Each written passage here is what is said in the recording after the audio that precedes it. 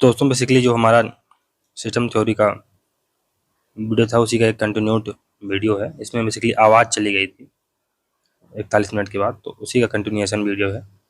यहाँ से आवाज़ चली गई थी, इसको पढ़ेंगे। तो डिमांड बेसिकली डिमांड में 3 प्रकार के, एक प्रकार से ओवरलोड आ सकता है, 3 प्रकार से हम डिमांड को परिभाषित कर सकते हैं। मांग अतिभार, डिमांड ओवरलोड, तब पैदा होता है जब दो या तो मांगों की संख्या बहुत बढ़ जाती है या मांगों की संख्या बहुत कम हो जाती है, तो उसका दबाव बढ़ जाता है। दोनों स्थितियों में डिमांड ओवरलोड हो सकता है, या तो मांगों की संख्या बहुत बढ़ जाए या मांगों की संख्या कम होते हुए भी उनका दबाव बढ़ जाता है। डिमांड स्ट्रेस, मांग तनाव अधिक होने पर ये एक नाजुक सीमा है, क्रिटिकल रेंज है, जहाँ से फिर एक प्रकार से सब चीज़ों को संभालना मुश्किल पड़ जाता है। तो ये एक डिमांड स्ट्रेस, ये क्रिटिकल रेंज। फिर मांग नियंत्रण, डिमांड रेगुलेशन, तो मांगों पर नियंत्रण या नियमन, रेगुलेशन के लिस्टन 4 प्रकार के नियामकीय तंत्र यानी मांग नियामकीय यंत्र, डिमांड रेगुलेटिव मैकेनिज्म बताता है। पहला स्ट्रक्चरल, तो इसमें गेट कीपर्स आएंगे, गेट कीपिंग और बाउंड्री वॉल्स के माध्यम से इसको एक प्रकार से हम नियंत्रित कर सकते हैं। तो गेट कीपर्स कौन है? राजनीतिक दल एवं दबाव समूह। फिर दूसरा जो रेगुलेटिव मैकेनिज्म है, सोशल कल्चरल है, सामाजिक सांस्कृतिक यंत्र है।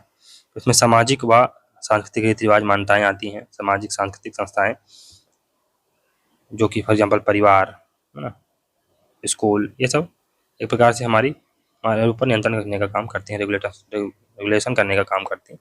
संचार यंत्र, कम्युनिकेटिव, इसमें संप्रेषण वाहिकाएं आती हैं, मीडिया आता है। और न्यूनन यंत्र या घटाव क्रिया, तो इसे रिडक्शन प्रोसेस कहा जाता है, इसमें कार्यपालिका विधायिका आती है। फिर निवेश इनपुट, तो निवेश पर्यावरण जनित सभी दबावों, प्रभावों, संकटों, मांगों, आंदोलनों आदि को कहते हैं। व्यवस्था अपनी क्षमता के अनुसार इससे निपटने का प्रयास करती है। यह कार्य वह उनकी संख्या कम करके, उनको एकीकृत करके या अवहेलना आदि करके किया जाता है। इस क्रिया को रूपांतरण, कन्वर्जन या संपरिवर्तन करना कहते हैं।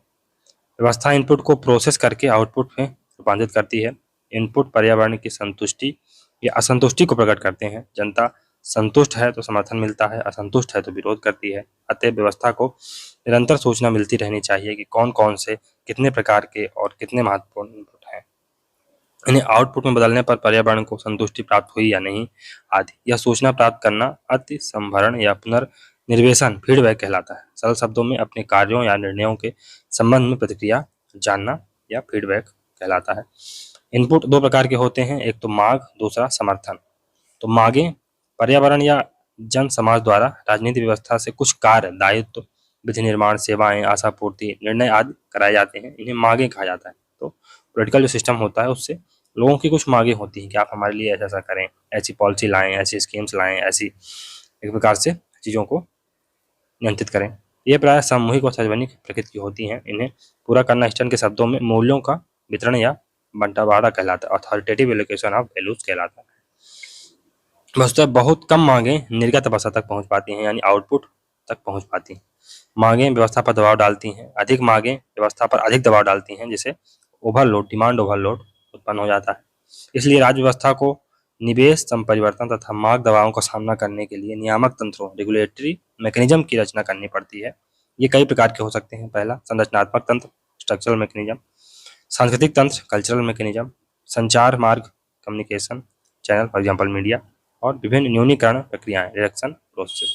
समर्थन, तो समर्थन राज्य व्यवस्था की 3 विशिष्ट वस्तुओं के प्रति होता है। पहला राजनीतिक श्रम, विभाजन पर आधारित है ये, तो इसमें राजनीतिक समुदाय, पोलिटिकल कम्युनिटी के प्रति समर्थन होता है। दूसरा political community in the sense की जो पोलिटिकल पार्टीज है, हमारी जो सरकार है, उसके प्रति समर्थन। राजनीतिक व्यवस्था की आधारभूत मूल्यों, राजनीतिक संरचना व मानकों के प्रति, भारतीय कॉन्स्टिट्यूशन के प्रति जो हमारी एक प्रकार से सपोर्ट है, वो भी इस दायरे में आएगा। फिर राजनीतिक प्राधिकारियों, पॉलिटिकल अथॉरिटीज के प्रति जो किसी निर्दिष्ट समय पर सख्त धारण किए हुए हैं, तो जो हमारी ब्यूरोक्रेसी या हमारे जो पॉलिटिकल लीडर्स हैं उनके प्रति जो हमारी एक प्रकार से समर्थन है, वो ये सब 3 प्रकार के समर्थन इसके अंदर कैटेगराइज किए जा सकते हैं। यह समर्थन भौतिक रूप से कर चुकाने के रूप में, कानूनों और नियमों के आज्ञा पालन के रूप में, मतदान आदि में सहभागी के रूप में, या सार्वजनिक अधिकारियों के प्रति सम्मान भाव प्रदर्शित करने के रूप में हो सकता है। समर्थन का स्वरूप और उसकी शैली प्रकट या ओवर्ट या गुप्त हो सकती है। विधेयक यानी पॉजिटिव या निषेधात्मक, निगेटिव डिफ्यूज्ड या स्पेसिफिक हो सकती।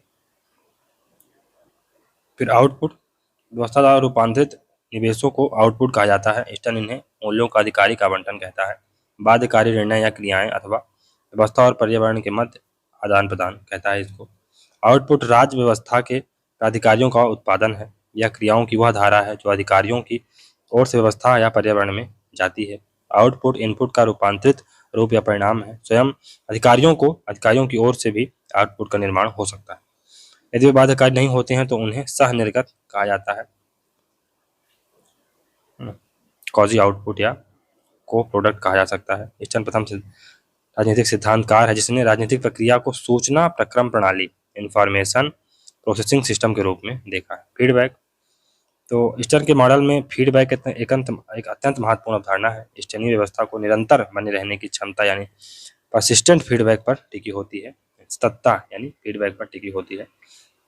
फीडबैक के द्वारा राजनीतिक व्यवस्था को अपने व्यवहार या रूपांतरण में परिवर्तन और सुधार करने का अवसर मिल जाता है। तो अपने आपको और भी अधिक अच्छी तरह से बनाए रख सकती है।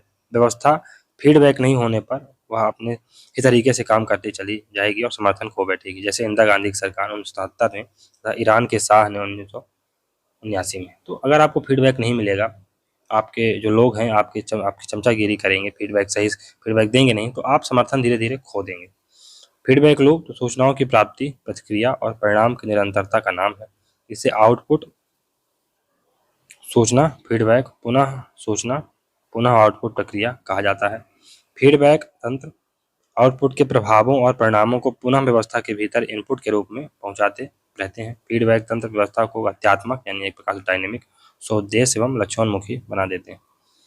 पुनः निवेश फीडबैक यह मांगों को सरकार तक तथा सरकारी निर्णयों जनता तक पहुंचाता है। यह तनाव को घटाता है, इनपुट आउटपुट को आपस में जोड़ता है, प्रवाह फ्लो बनाए रखता है। फीडबैक लूप पुनः निवेश पास या फंदा है ये। तो एक प्रकार से इनपुट जाएगा, आउटपुट बनेगा, फिर एक प्रकार से फीडबैक होगा और फिर ये इनपुट बनेगा। तो ये प्रोसेस चलती रहेगी एक प्रकार से। कुछ विशेष शब्दावली हैं जैसे व्हाइट बॉक्स और ब्लैक बॉक्स। व्यवस्था उपागम किसी भी व्यवस्था में इनपुट के जाने के परिणाम स्वरूप निकले आउटपुट या उस बीच हुई रूपांतरण प्रोसेस की व्याख्या करता है। व्हाइट बॉक्स व्यवस्था की उपव्यवस्थाओं, अंतःक्रियाओं और रूपांतरण प्रक्रिया को अगर हम देख सकते हैं या जान सकते हैं तो यह व्हाइट बॉक्स है।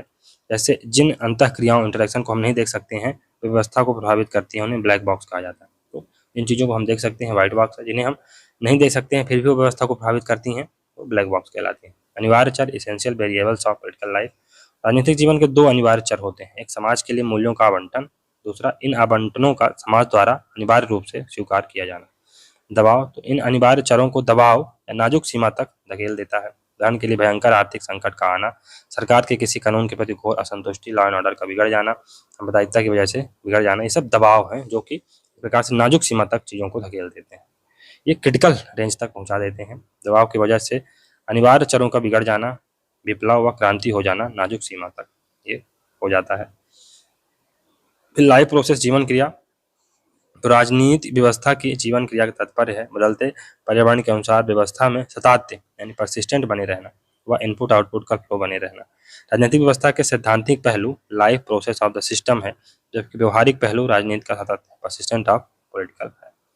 फिर परसिस्टेंट क्या है, सततता क्या है, तो व्यवस्था का सतत रूप से टिके रहना। यह मार्क्सवाद के रेडिकल चेंज या क्रांति की खिलाफत की अवधारणा है। स्टर्न इक्विलिब्रियम यानी संतुलन और स्टेबिलिटी स्थिरता को अलग अलग मानता है, जबकि अन्य समाजशास्त्री इसको एक ही मानते हैं। हन्ना अरेंट, स्टर्न की कार्य पद्धति आर्कमिडी है तथा वे व्योममंडल के किसी कोण से बैठकर पृथ्वी का अध्ययन करते नजर आते हैं। प्रवाह प्ररूप यानी फ्लो मॉडल, तो स्टर्न ने राज्य व्यवस्थाओं के निवेश निर्गत विश्लेषण को फ्लो मॉडल के रूप में प्रस्तुत किया। आलोचना, तो मिहान के अनुसार व्यवस्था तार्किक सिद्धांत दृष्टि से संदेहास्पद यानी डाउटफुल है, अवधारणात्मक आधार पर धुंधला एवं अनुभविकता के बिंदु से लगभग अनुपयोगी। पॉल क्रैस, रंसीमैन, लुइसियानी आदि समीक्षकों ने स्टर्न की तीखी आलोचना की है। क्रैस के अनुसार स्टर्न का विश्लेषण अनुभविक आधार पर न होने के कारण तथ्य शून्य एवं खोखला है। रंसीमैन क्या कहते हैं कि उसे मार्क्सवादी विश्लेषण के विरुद्ध पश्चिमी पूंजीवादी समाज को बचाने का रक्षा तंत्र मानते हैं और द्विसियानी जैसे समतावादी या समाजवादी विश्लेषक इसे यथास्थिति को बढ़ावा देने वाली बुर्जुआ प्रवृत्तियों का प्रतीक मानते हैं और एक कैपिटलिस्ट सिस्टम को एक प्रकार से संजोने का काम ये करती हैं व्यवस्थाएं, और यूरोसेंट्रिक है ये एक प्रकार से स्टेटस कोइस्ट है, चेंज को ये बर्दाश्त नहीं करती हैं। तो ये कुछ इस प्रकार से इसमें आरोप भी लगाए जाते हैं। तो चलिए दोस्तों, ये सिस्टम जो थ्योरी थी इसमें ये चैप्टर या एक प्रकार से आवाज़ बंद हो गई थी तो उसको ख़त्म किया गया है। तो यहाँ से सिस्टम अप्रोच समाप्त होती है। आगे हम लोग संरचनात्मक प्रकारात्मक मॉडल पढ़ेंगे। तो मिलते हैं अगले वीडियो में, तब तक के लिए गुड बाय। और अगर आपको ये जो दोस्तों वीडियो अच्छे लग रहे हैं तो लाइक करिए, चैनल को सब्सक्राइब करिए, ज़्यादा से ज़्यादा शेयर करने का प्रयास करिए। चलते हैं, मिलते हैं, चलिए मिलते हैं अगले वीडियो में, तब तक के लिए good bye. Thank you very much for discussion.